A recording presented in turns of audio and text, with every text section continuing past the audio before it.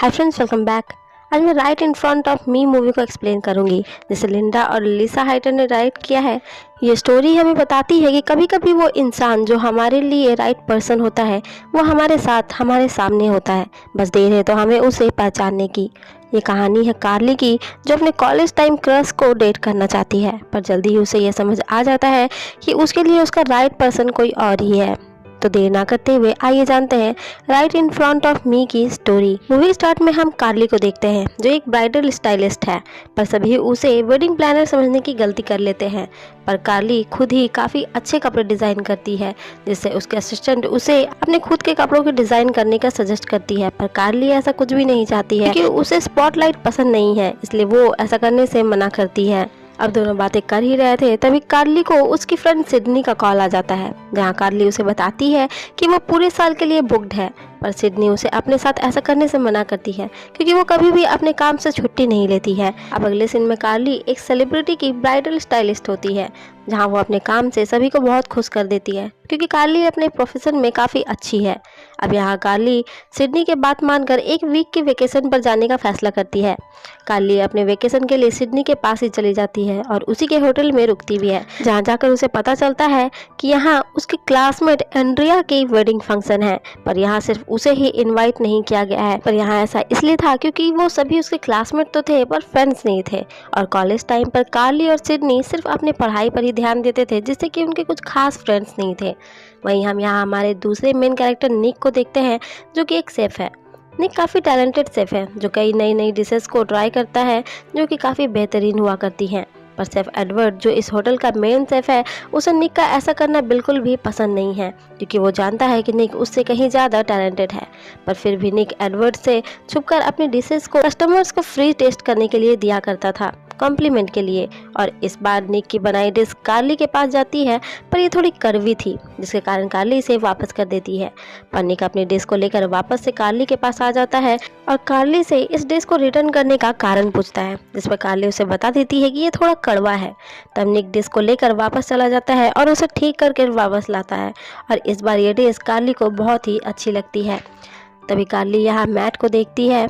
Mat कार्ली का college के time से ही क्रश है। निक को भी समझने में देर नहीं लगती है कि कार्ली मैट को पसंद करती है। निक के पूछने पर कार्ली उसे बताती है कि वो और मैट एक दूसरे को डेट करने वाले थे, पर ऐसा नहीं हो सका, क्योंकि उससे पहले ही उसकी एक इंटर्नशिप लग गई थी और मैट को भी न्यूयॉर्क जॉब के इंटरव्यू के लिए जाना पड़ा था, इसलिए उनका कुछ हो नहीं पाया था। अब तक कार्ली और निक एक दूसरे के साथ इतने ही समय में काफ़ी कंफर्टेबल हो चुके थे। यहाँ निक कार्ली को सजेस्ट करता है कि उसे मैट के सामने नर्वस नहीं होना चाहिए, उसे बस शांत रहना चाहिए। इसके बाद निक एडवर्ड के आने पर वहाँ से चला जाता है। इसके बाद कार्ली सिडनी से मिलती है और उसे भी मैट के यहाँ होने के बारे में पता चलता है, और वो कार्ली को सजेस्ट करती है कि इस बार उसे मैट को डेट करने का मौका नहीं खोना चाहिए। दोनों बातें कर ही रहे थे, तभी कार्ली का ध्यान एंड्रिया और उसकी फ्रेंड्स पर जाता है, जिन्हें उनकी वेडिंग ड्रेसेस को लेकर कुछ इश्यू हो गई थी। पर कार्ली तुरंत ही उनकी प्रॉब्लम को सॉल्व कर देती है। यहाँ एंड्रिया भी कार्ली को पहचान लेती है कि वो उसी की क्लासमेट है, और वो कार्ली को भी अपने वेडिंग पार्टी में इनवाइट करती है। अगले सीन में हम कार्ली, निक और सिडनी को एक साथ बात करते देखते हैं। तभी वहाँ से मैट गुजर रहा था, जो हाई करता है। कार्ली भी एक्साइटमेंट में उसे हाई कर देती है, पर वो देखती है कि मैट ने तो किसी और को ही हाई किया था, जिसे देखकर कार्ली को काफ़ी एम्बैरेसमेंट होती है। अब तक कार्ली और निक में बहुत ही अच्छी दोस्ती हो जाती है। दोनों एक दूसरे से बहुत बातें करते हैं। साथ ही निक कार्ली को मैट को डेट करने में उसकी हेल्प भी करता है कि किस तरह से उसे मैट के सामने बिहेव करना चाहिए। पर इस पर कार्ली निक से पूछ लेती है कि जब वो इन सब चीज़ों के बारे में इतना कुछ जानता है, तो जाहिर सी बात है उसकी तो गर्लफ्रेंड होगी ही। पर निक कहता है कि उसकी कोई भी गर्लफ्रेंड नहीं है।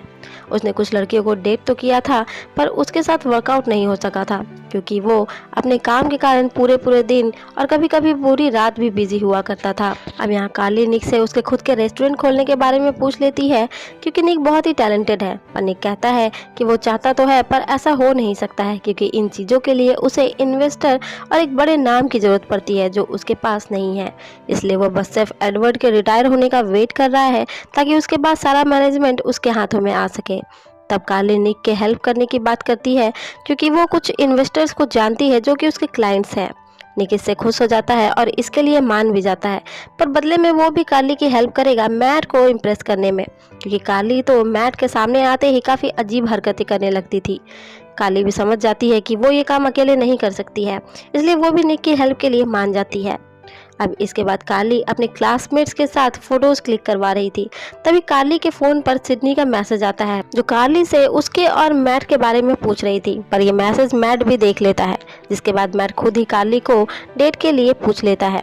वो कार्ली के साथ सेल्फी भी लेता है। पर वहीं हम लिली को देखते हैं, जो कि ब्राइड की फ्रेंड है और उन दोनों को ही देख रही थी। अब अगले सीन में कार्ली निक को अपने एक क्लाइंट की पार्टी का काम देती है, क्योंकि उनके मेन शेफ ने एंड टाइम पर मना कर दिया है। और ये निक के लिए एक अच्छा चांस है, क्योंकि उस पार्टी में काफी बड़े बड़े बिजनेसमैन आने वाले हैं।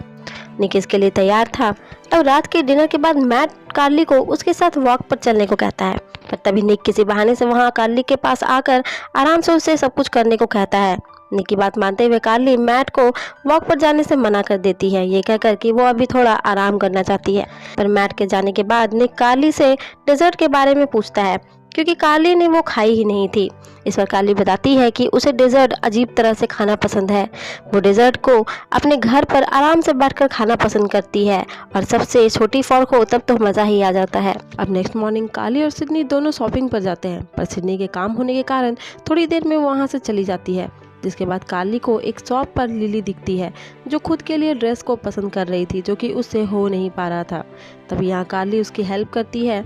आगे जाकर कार्ली को मैट और निक दोनों ही मिल जाते हैं, और कार्ली दोनों के साथ ही एक शॉप पर जाती है, जहाँ फायर स्टार्टेड चैलेंज किया जा रहा था, जहाँ नॉनवेज खानी थी जो काफ़ी तीखी थी। कार्ली के कहने पर दोनों ट्राई तो करते हैं, पर उनसे हो नहीं पाता है। पर कार्ली बहुत ही आसानी से उसे खा लेती है और ये कॉम्पिटिशन जीत जाती है। इसके बाद कार्ली निक के साथ वापस जा रही थी, जहां निक एक रेस्टोरेंट को बंद दिखता है। तब कार्ली उसे इस रेस्टोरेंट को खुद स्टार्ट करने का कहती है, पर निक ऐसा कुछ नहीं करना चाहता है। कार्ली के पूछने पर निक बताता है कि उसने पहले भी ऐसा कुछ करने की कोशिश की थी, पर उसकी और इन्वेस्टर की कई बातों पर आर्ग्यूमेंट हो जाती थी, जिससे कि उसका वर्कआउट नहीं हो पाया। और अब वो दोबारा ऐसा नहीं करना चाहता है, क्योंकि उस पर उसकी दादी की जिम्मेदारी है। वहीं निक भी कार्ली को कहता है कि वो भी बहुत ही टैलेंटेड है, उसे अपने कपड़े खुद डिज़ाइन करने चाहिए, क्योंकि वो इसमें बहुत ही अच्छी है। अब प्री वेडिंग का दिन आ जाता है, और एडवर्ड की छुट्टी पर जाने के कारण मैनेजमेंट अब निक के हाथ में थी, इसलिए वो पार्टी के लिए एक लॉटरी अरेंज करता है, जिसमें जीतने वाले को निक डिनर करवाएगा, जिसमें वो अपनी खास डिशेस को पेश करेगा। इस लॉटरी में मैट जीतता है, और वो कार्ली को अपने साथ जाने का कहता है एज अ डेट। दोनों ही निक के खाने का लुत्फ उठा रहे थे, पर तभी निक को पता चलता है कि एडवर्ड वापस आ चुका है। ये सुनते ही निक मैट और कार्ली को सॉरी कहते हुए उन्हें वहां से तुरंत भेज देता है, और सभी सामान को वहां से हटा देता है। एडवर्ड के वहां आने से पहले ही सब कुछ ठीक कर देता है, क्योंकि एडवर्ड को ये सब पसंद नहीं था। वो हमेशा निक में नुक्स निकालता रहता था, क्योंकि वो जानता था कि निक उससे कहीं ज़्यादा टैलेंटेड है। अब जब कार्ली अपने कमरे में जा रही थी, तो निक कार्ली को एक स्पेशल डिज़र्ट बनाकर देता है, जिसके साथ थी छोटी सी फॉर्क, जिससे कार्ली को डिज़र्ट खाना पसंद था। कार्ली भी ये सब देखकर बहुत खुश थी। नेक्स्ट मॉर्निंग कार्ली वेडिंग के लिए खुद के लिए ड्रेस लेने जाती है। वापस आने पर उसे निक मिलता है, जो कार्ली के बताए पार्टी में शेफ के काम के लिए जा रहा था, जिससे कार्ली उसे गुड लक का विश करती है। निक भी समझ चुका था कार्ली को अपने पसंद की ड्रेस नहीं मिली है, इसलिए वो कार्ली को खुद से उसके ड्रेस को बनाने को कहता है, क्योंकि उसके पास पूरा दिन है। जिसके बाद निक वहाँ से चला जाता है, और कार्ली निक के कहने पर खुद के लिए ड्रेस डिज़ाइन करती है, जो कि बहुत ही अच्छी थी। यहाँ सिडनी आती है और उसे खुद के कपड़े डिज़ाइन करने के लिए मोटिवेशन देती है। अब यहाँ कार्ली सिडनी को बताती है कि उसके और मैट के बीच कुछ भी नहीं हो सकता है, क्योंकि यहाँ आने के बाद उसे पता चला है कि हम तब तक किसी से प्यार कर ही नहीं सकते हैं जब तक हम खुद से प्यार नहीं करें, जो कि निक ने उसे सिखाया है। कार्ली बताती है कि उसकी किस्मत में शायद मैट नहीं बल्कि निक है। उसे खुद भी इस बात पर यकीन नहीं हो रहा है। जब भी वो निक के साथ होती है तो अजीब नहीं होती है, बस वही होती है। वो उसके साथ कंफर्टेबल होती है, कुछ भी छुपा नहीं रही होती। सिडनी पूछती है तो अब वो क्या करने वाली है, जिस पर कार्ली कहती है कि उसे बस अब पता लगाना है कि निक क्या महसूस करता है, और वो आज रात ही उसे बात करेगी। अब सभी वेडिंग पार्टी में आ चुके थे, पर कार्ली की नज़रें सिर्फ निक को ही ढूंढ रही थी।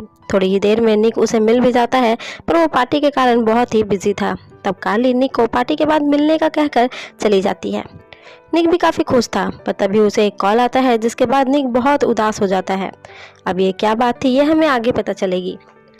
अब यहाँ आखिर में कार्ली भी लिली और मैट को नोटिस करती है, जो कि एक दूसरे को देख तो रहे थे पर बातें नहीं कर पा रहे थे। तभी लिली वहाँ से चली जाती है। कार्ली भी उसके पीछे जाती है और लिली से सॉरी कहती है, उन्हें पहले नोटिस नहीं करने के लिए।